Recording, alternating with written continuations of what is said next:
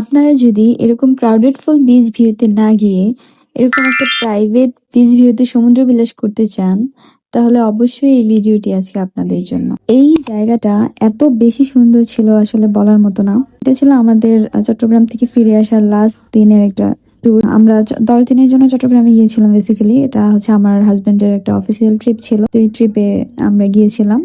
10 দিনের এটা লাস্ট দিন ছিল। তো আমরা আসলে আগে জানতাম না যে এখানে এরকম কোনো প্রাইভেট কোনো বিচ আছে যেখানে আমরা দুইজন একা গিয়ে একটা সময় পার করতে পারবো বা সমুদ্র বিলাস করতে পারবো বা দুইজন কিছুটা সময় কাটাইতে পারবো। আশেপাশে যে বিচ গুলা ছিল সবগুলো একটু ক্রাউডেড ছিল, অনেক মানুষ ছিল। তা আমার কাছে আসলে মনে হয় যে আমরা যেহেতু দুইজন মানুষ ঢাকা থেকে চট্টগ্রামে আসি ট্যুরের জন্য বা নিজেদের মধ্যে কিছু সময় কাটানোর জন্য, তো এখানে আমার মনে হয় যে একটা প্রাইভেট বিচ পাইলে আসলে মন্দ হয় না, তাই না? কি বলেন? এখানে আসলে আমাদের কোনো কাপল পিকচার নাই, কারণ এখানে আশেপাশে তেমন কোনো মানুষ ছিল না যে আমাদেরকে পিকচার উঠায় দেওয়ার মতো।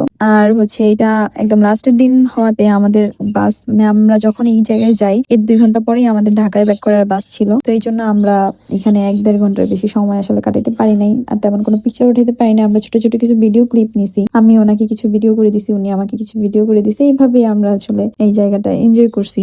তা আসলে আমি বলবো যে যারা নিজেদের মানুষ নিয়ে, প্রিয়জন নিয়ে বা আপনজন কাউকে নিয়ে আপনারা যাবেন, অফ সিজনে সমুদ্র বিলাসে যান বা অফ সিজনে সমুদ্রে যান, তাহলে হচ্ছে আপনারা ওই যে ক্রাউডেড একটা প্লেস থাকে না, আশেপাশে সব জায়গায় মানুষ মানুষ দিয়ে ভরা, আপনারা একটা চাইলেও দুইজন একসাথে সমুদ্রের পানিতে নামতে পারতেছেন না, বা চাইলেও একটা ভালো একটা সুন্দর একটা ভিডিও করতে পারতেছেন, একটা ভিউ পাচ্ছেন না। তো আপনারা যদি অফ সিজনে যান তাহলে এই ধরনের সুন্দর ভিউ গুলো আপনারা পাবেন। তো আমরা এখানে দুইজন অনেকক্ষণ ছিলাম, অনেক টাইম স্পেন্ড করছি। যদি আগে আমি জানতাম যে এই জায়গাটা এত সুন্দর আর আমি প্রাইভেট একটা বিচের মতো পাবো বা প্রাইভেট একটা বিচ পাবো, তাহলে আমি অবশ্যই শাড়ি পরে আসতাম।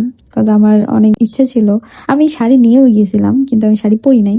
কজ এত মানুষের ভিড়ে আমার মানে শাড়ি পরে আসলে সমুদ্র বিলাস করতে বা সমুদ্রে নামতে আমি খুব একটা কমফোর্টেবল না, তো যার কারণে আমি হচ্ছে শাড়ি পরে যাই নাই। তো যখন আমি দেখছি যে আসলে এরকম একটা বিচ আছে যেখানে আসলে আমরা দুজন ছাড়া আশেপাশে কেউ নাই, তখন আমার মনে হচ্ছিল যে শাড়িটা পরে আসলেও পারতাম, আর আমার হাজবেন্ডকে বলতাম পাঞ্জাবি পরে আসতে। আর এই তো আমরা এখানে দুজনে আমাদের কিছু ভিডিও নিচ্ছিলাম।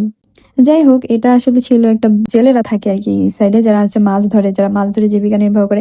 মানে অনেক জেলে এখানে একসাথে বসবাস করে, ওদের এখানে একটা স্থানীয় বসবাসযোগ্য জায়গা আছে, মেবি সরকারি এটা হচ্ছে ওদেরকে প্রেফার করছে। তো এখানে ওনারা থাকে, আর এই জায়গাটা সম্পূর্ণ সেফ প্লেস। আপনারা যদি সন্ধ্যার আগে বা দিনের আলো থাকতে যদি আপনারা এই জায়গায় যান, এটা সম্পূর্ণ সেফ প্লেস। রাতেরটা আমি আসলে বলতে পারতেছি না, কিন্তু দিনের বেলা গেলে মানুষ নাই, তারপরে হচ্ছে আশেপাশে হচ্ছে জেলেরা ছিল। তো সেফ প্লেস, আপনারা চাইলে ঘুরে আসতে পারেন। আমি আসলে নিজের ফিলিংস একটা শেয়ার করলাম, আর একটা প্লেস শেয়ার করলাম আপনাদের সাথে, যে আমি আসলে ভাবতেও পারি নাই যে অ্যাট লাস্ট হচ্ছে আমি চট্টগ্রামে আমি যে সব জায়গায় গেছি, আমি চট্টগ্রামে যাওয়ার পর আমি অনেক জায়গায় ঘুরছি। তো সবগুলো জায়গা থেকে আমার কাছে এই জায়গাটা ওয়ান অফ দ্য বেস্ট মনে হয়েছে। কজ এই জায়গাটা আমি সব জায়গায় আমি ক্রাউডেড পাইছি, সব জায়গায় আমি দেখছি যে অনেক বেশি মানুষ। আমি পাহাড়ে উঠছি, কিন্তু এরকম একটা বিচ আসলে সবাই এক্সপেক্ট করে, পায় না। তো আমি লাকিলি হয়তো পেয়ে গেছি, তো এটা আমার হচ্ছে একটা লাক ছিল। তো এই তো আজকে এই পর্যন্তই। ভালো থাকবেন সবাই, আল্লাহ হাফেজ।